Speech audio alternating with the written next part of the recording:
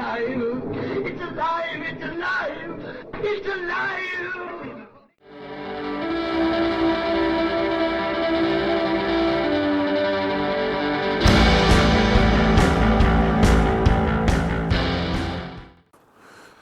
Hi, and welcome to Alive After Reading.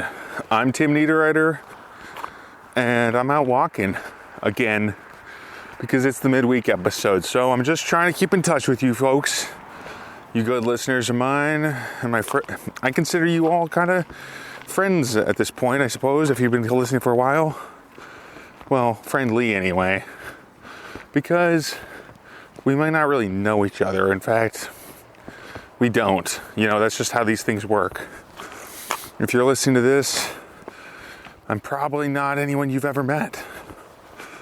And that's why I bring that up, because I'm going to get a little personal right now. See, I'm walking out under the stars. It's a clear night here in my town, in the country, in the center of the United States. And I have been thinking as I walked the same route I'm taking right now earlier today, when the sun was still up, and I was thinking about what it is that makes writing tough for me, because it really does. The writing isn't easy, and since I switched back to typing, and I've been typing some. I did some work today. I got some good work in. Not as much as I probably should have, but I think it's what I could get done. And that's kind of the point here. Because I've frequently gotten hung up on writing, but at least that's what I tell myself. But I think I've actually shut off at times my flow, my ability to create art, because I'm afraid. That's why it's kind of an ideal time to do this, to go walking in the dark. There's street lights, sure. Some of the houses still have Christmas lights up, but it's still pretty dark here. And there's snow everywhere. And I'm a big guy. I'm not really that worried about the dark, but I am, frankly, kind of a wimp. And when it comes to the dark, I've always been a little nervous about it. So here I am, walking at night anyway.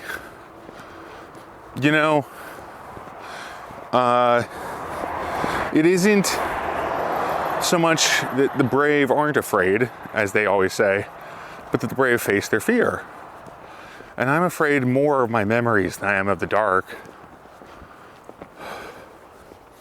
And that might sound silly, but I've had some disappointments. Everyone has. And my memory is pretty good for that kind of thing. I can remember everything that went wrong about a given situation, if you asked me, probably. Everything I thought that was bad about it. And usually, I'll forget most of the good stuff. That's the punishment of having a good memory for that kind of thing, at least. Some people probably just instinctively remember the better things. But I wonder if everybody who has a quality memory has this problem. I know everybody in my family does, pretty much. My brothers. I wonder if my sister does. I haven't talked to her about it. But regardless, I'm walking and risking slipping on this ice because I want to talk to you about this. And I realized lately that if I want to be a more honest storyteller, which is really my goal, I want to be an honest storyteller because I think that'll be a stronger story. That'll make for stronger stories, rather. And by facing fears and facing my memories, I think I can do that. I think I can be more open and tell better tales. Even though my stories are all fantasy and science fiction, right? There's honesty to it. And you need that honesty in your storytelling. I can't help but think of my my buddy Joshua Pantalleresco, Just Joshing, and how he is he's just a wellspring of honesty and openness. At least that's how he feels to me when I chat with him. I think a lot of folks get that from his podcast too. I can't help but remember that time. I think it was the second time I was on his show, back when he wasn't streaming, and we were doing back-to-back shows. Maybe I'm wrong, but yeah. So we did my show. We recorded an episode for my show, and then we started his. And in the middle of the podcast, his door opened. Somebody knocked on his door, and he had to go out and talk to him for a few minutes. And I'm just sitting there at my microphone, at my computer. I didn't know what to do about it. But, he was perfectly comfortable with it. I don't know if he split the podcast there. I don't remember exactly what he did with that.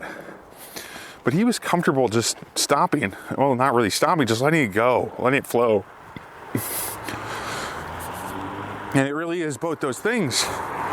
Because when you let your creativity go, well, you unleash the hounds, release the dogs of war, the dogs of creativity, and you let them go and do what they do. I used to be pretty good at that, I think I was anyway. But that's been 12 years now since I really had a show of force in that regard for myself. Because, it was actually my book, Orphan Mage. I wrote it in basically a summer.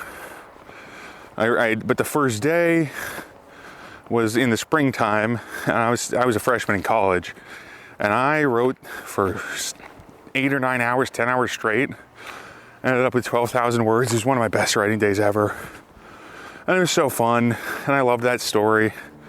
And the thing about that was, I was 19, so there were certain elements to my mind at that point that let me write fast and let me just ignore everything and just go and enjoy that story. But the most important thing that I keep coming back to now is none of the stuff that I used to think about. None of I was faster. I was thinking more about the book. It was the process. It wasn't the process. It was the person. It was me and my attitude. Because I have done exactly the same process again, and it doesn't work the same way. It doesn't do the same thing. Because I have a different tool, a different instrument, a different mind. And that tool that I use now is pretty rusty. Back then, I was so confident. I didn't think anything could go wrong at this point. I thought, I had my dark time in high school, and more about that some other time, probably. I had a rough time in high school and in middle school even. Hell, school in general before college, it was just awful. A terrible time there for the most part. I was pretty good at the classes, less good at the people. So anyway, I'd been in college for almost a year at this point, almost the whole semester, almost 2 semesters. Semester and a half, I guess. And I hadn't been writing that much. And so I just jumped into this new book. And I wrote 12,000 words on one Saturday. But then I let it sit. I was fine with it. I was just satisfied. So I let it sit until summer. And then I wrote the rest of the book. It was another 90,000 words probably. And that book got done. Needed work, needed editing. They always do. And it took a long time for me to be confident enough to publish it because of various things that happened after that. But mostly that book survives to this day in the form of Orphan Mage that's out. And the fact is, it's not perfect. It's a 19-year-old's book.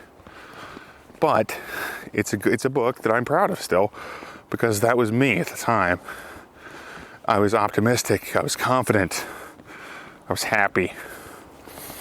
Happy to be doing it, happy to be writing. I didn't think anything could go wrong because I didn't know yet how bad things could get and how bad I could feel, honestly. I still had 3 of my grandparents alive even, one of them having passed just the year before. And now the world gets smaller, The time kind of compresses when you lose your grandparents, when you lose your family members of any kind, really, especially those senior ones. And now I'm like looking at a world where I basically don't have any of them. I mean, it's the opposite situation. Instead of having 3, I have 1.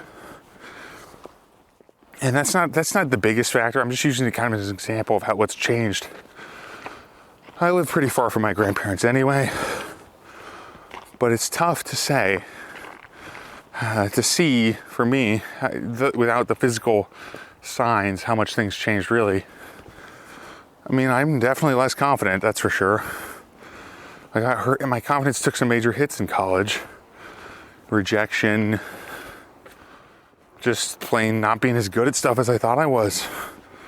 And then after college, I thought I'd have it easier. I thought I'd maybe making money off books faster. The Writing Excuses retreat in 2013, I think. It was 2013. That was, it was a rough time. I went there. It was the first Writing Excuses retreat they ever did. I got in because I was, just sitting at home at my parents' house, and I just clicked on it just the right moment, got in. It was very difficult. It was very lucky that I got in at all. But then I had my falling down, like those podcasters, the Writing Excuses crew. I just kind of see them as like heroes and friends at the same time. And now then I couldn't after the retreat. I didn't like them nearly as much afterward, because they became people, and people who didn't really know me very well, And that's the problem with meeting people you admire from afar. Sorry, that got a little rambly. My point is, there were a lot of things that knocked me down, and I'm remembering a lot of cringy moments I had too. I'm not going to share them with you because I'm not that bold. But at least not right now. I stay posted. If I keep walking like this, eventually they're bound to spill out. Yeah. Anyway, I'm climbing the hill now. I was at the bottom. I'm almost to the top on the way home. And so, also the podcast is probably getting on toward 20 minutes now, 15 at least. I can't see, I can't tell it's dark. The voice recorder doesn't show that shit. So here we are. I'm pretty happy with the work I did today. But I didn't do a lot of it because I was afraid after I wrote a bunch of it. And why was I afraid? Because I reached somewhere I've not gone in a long time. I've never published anything quite like this scene that I just wrote today. It was kind of sexy, I guess. It was a sex scene of sorts, but it was weird, and I'm worried people are going to get upset with me, I guess, when I think about it. I don't think there's a reason to, honestly. I don't think anyone should get angry at me for this scene, but it's definitely weird, and it's something I wanted to write. So there's some vulnerability there. It's very unusual for me to write scenes, any kind of sex scene, honestly. I write sci-fi and fantasy. A lot of my stories are very adventurous. But there's always a romantic element, pretty much. And I love writing that kind of story. The story that's got a little bit of both. Well, usually a lot of adventure and action, and then just a touch of romance, sometimes a little more. And this book's maybe gonna have a little more, I guess. But it's not really an erotica type scene. It's not so intense. But it definitely made me think. I liked writing it. I liked the scene itself, I think, but it made me wonder what other people would say when they read it. Because it's the third in the series, and yeah, there's been like alluded to sex in the series. But I'm always nervous about it. Like Patrick Rothfuss, the author of The Name of the Wind. He's way more famous than me by far, by a damn sight, He's one of the most famous fantasy authors there is right now. Well, Rothfuss did something like, not this, he probably, as far as I understand it, actually I haven't read the second book in his series, but he had a split fan base because he added sex to his series. Granted, the first one feels a lot like YA, which is maybe part of the problem for him. But anyway, I really, really hope other people like this scene when it goes out. Originally, I was going to read something from the series, from the Demon Hunter series, which this book is part of. I was going to read part of book 2, actually. And that's called Shadow Prince. But I didn't really feel like it. I wasn't confident, and that's the problem. I'm still not confident enough. But I'm facing my memories. I'm learning to deal with the fear a little bit more, each day. And the funny thing is, I was not afraid when I was younger. Probably because when you're a teenager, you don't feel like anything can hurt you. It's true. You don't think so at the time when you hear about it. The words go in one ear and out the other, more or less. But it is definitely true. And for so many anyway.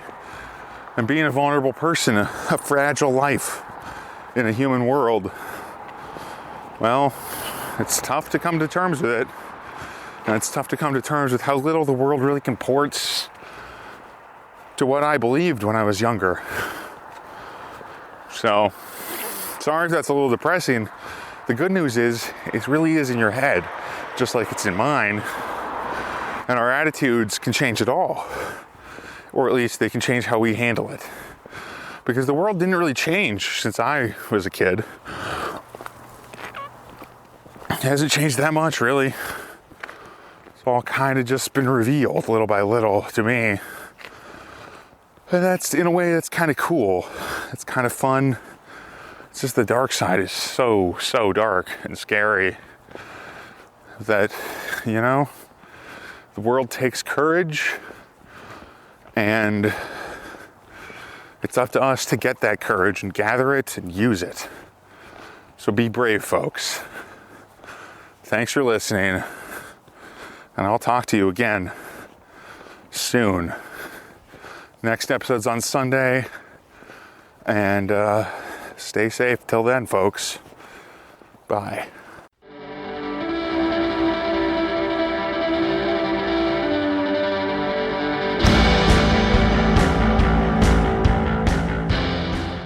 That tears it.